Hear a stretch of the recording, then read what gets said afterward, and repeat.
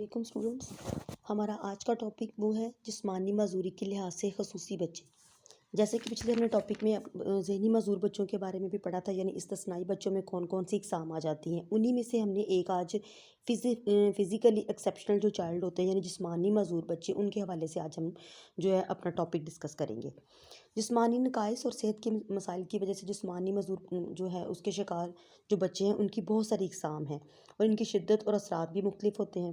یعنی بعض بچے اس معذوری کے حامل ہوتے ہیں کہ بعض بچوں میں اس معذوری کی شدت خطرناک حد تک قابل تشویش ہو جاتی ہے، یعنی کچھ معمولی نوعیت کے ہوتے ہیں، جبکہ ایز کمپیئر ٹو کچھ بچے ایسے ہوتے ہیں جو بہت زیادہ شدید قسم کی پرابلمز میں مبتلا ہو جاتے ہیں۔ کہ بچے عام تعلیم میں عمدہ کارکردگی دکھا رہے ہوتے ہیں، اور اگر کسی اچانک جسمانی معذوروں کی بنا پر بے بس ہو جاتے ہیں تو مختلف قسم کے جو صحت کے مسائل ہیں ان کا بھی سامنا کرنا پڑتا ہے۔ اب ہم یہ دیکھتے ہیں کہ جسمانی لحاظ سے جو معذور بچے ہیں یعنی فزیکلی ایکسیپشنل جو چلڈرن، ان میں کون کون سے بچے آ جاتے ہیں۔ سب سے پہلے اگر دیکھا جائے تو اس میں گونگے بہرے یعنی ڈیف اینڈ ڈمب بچے ہیں۔ گونگے بہرے وہ بچے ہیں جو نہ تو سن سکتے ہیں اور نہ بول سکتے ہیں، یعنی ان کے اندر سماعت کی بھی کمی ہوتی ہے اور دیکھنے کی بصارت کی بولنے کی بھی کمی ہوتی ہے۔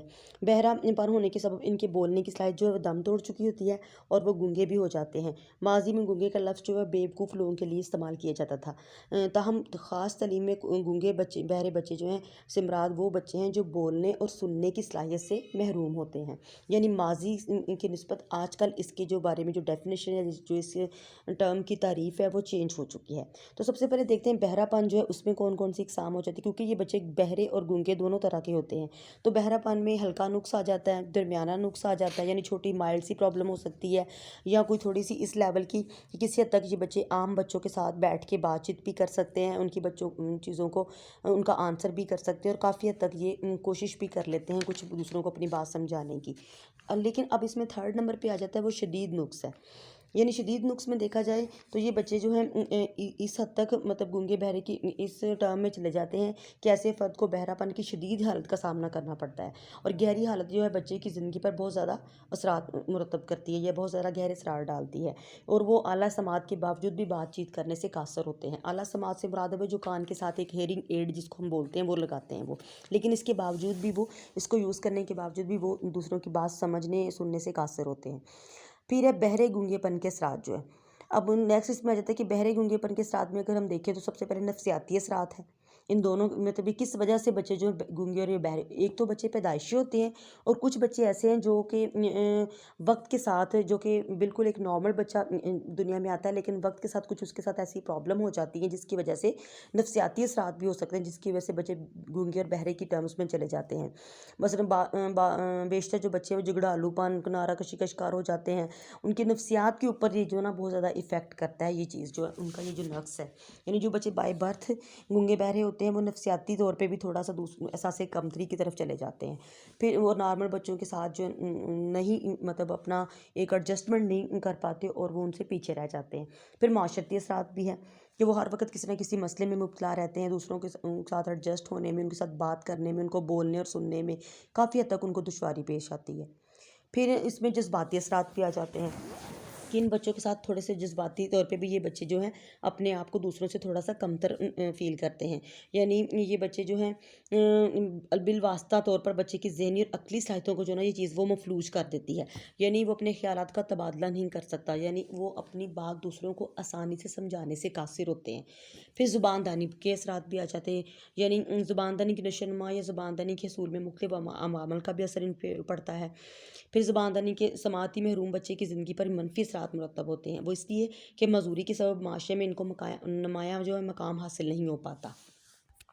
اب نیکسٹ اس میں آ جاتے ہیں بصارت سے محروم بچے۔ یہ پہلے جس کے بارے میں ہم نے ڈسکس کیا یہ گونگے اور بہرے بچے تھے، اب بصارت سے محروم یعنی بلائنڈ اینڈ نیئر بلائنڈ جس کو ہم بولتے ہیں۔ جسمانی معذوری کے شکار بچوں میں ایک بہت بڑی جو تعداد ہے وہ تعلق جو ہے بصارت سے محروم بچوں کا ہے، یعنی بصارت سے محروم وہ بچے جو کوئی دیکھ نہیں سکتے۔ اب دیکھا جائے تو بصارت سے محرومی کی بھی بہت ساری اقسام ہو جاتی ہیں۔ اس میں جو اقسام میں جو زیادہ تر دیکھنے میں آتی ہیں دو بڑی اقسام وہ بلائنڈ اور لو ویژن کی ہے۔ بلائنڈ جن کو ہم ٹوٹلی جو ہے اندھے ہم کا لفظ بھی ان کے لیے بلائنڈ کا لفظ بھی یوز کریں گے. بچوں سے ایسے بچوں سے مراد ہے کہ جو بصارت سے بالکل محروم ہوتے ہیں، یعنی کہ وہ بالکل بھی نہیں دیکھ پاتے. اس حوالے سے وہ زیادہ تر ان کے دوسرے جو ہیں حواس وہ زیادہ کام کرنا شروع ہو جاتے ہیں، اور اس میں وہ زیادہ تر اپنی فنگر سے کام لیتے ہیں، یعنی سیکھنے میں، لکھنے میں. پھر ہے لو ویژن. لو ویژن وہ بچے ہیں جو کہ بالکل اندھا پن کے قریب کا مسائل کا شکار ہوتے ہیں. ان کو یعنی ان کو کسی حد تک نظر آتا ہے، یہ ٹوٹلی بلائنڈ کی ٹرم میں نہیں آتے. ایسے بچوں کی پہچان کے لیے کوئی متفقہ تعریف سامنے نہیں آئی، لیکن پھر بھی ہم ایسے بچوں کے بارے میں کہہ سکتے ہیں کہ یہ وہ بچے ہوتے ہیں جو کسی حد تک چیزوں کو دیکھ سکتے ہیں، یعنی یہ مکمل طور پر بصارت سے محروم نہیں ہوتے. ایسا فرد ہوتا ہے یہ جو آنکھوں سے کسی چیز کو دیکھے تو وہ دو کی جگہ ایک صاف اور واضح عکس مطلب اس کے ذہن میں بنے. اس قسم کی معذوری کے لیے عام طور پر گو سائڈ کی اصطلاح استعمال ہوتی ہے.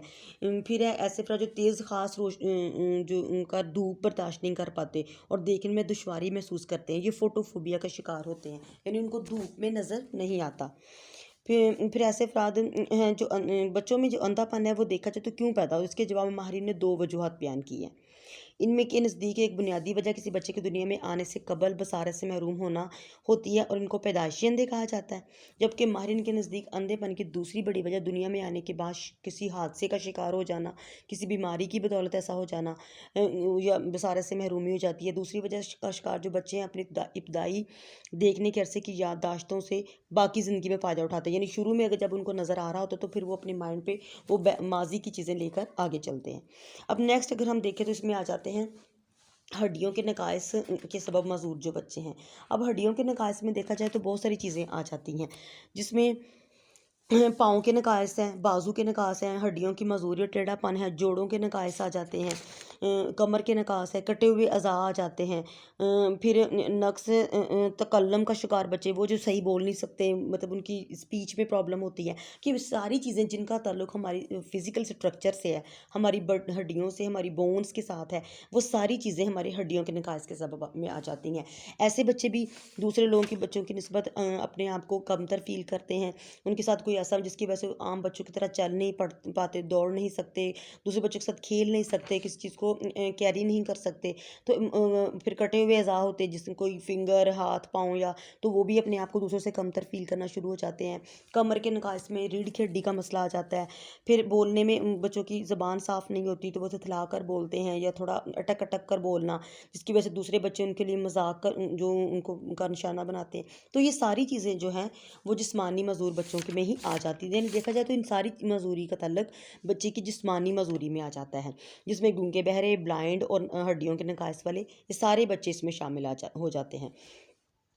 اب اس میں دیکھا جائے تو تکلم کی جو نقائص کی اقسام ہے، یعنی بولنے کی جو اس میں الفاظ کی صحیح ادائیگی نہیں ہو پاتی، تکلم میں بے ترتیبی ہوتی ہے، اس میں ہچکچاہٹ فیل کرتے ہیں.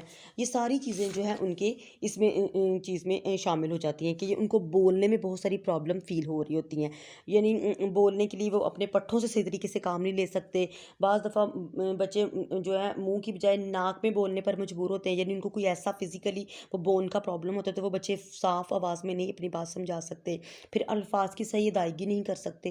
تو یہ ساری 3-4 قسم کی جو اقسام ہے یہ ساری بچوں کے جسمانی معذوری سے تعلق رکھتے ہیں، اور اس طرح کا کوئی بھی مسئلہ اگر کسی بچے میں نظر آئے تو وہ جسمانی معذور بچہ کہلائے گا.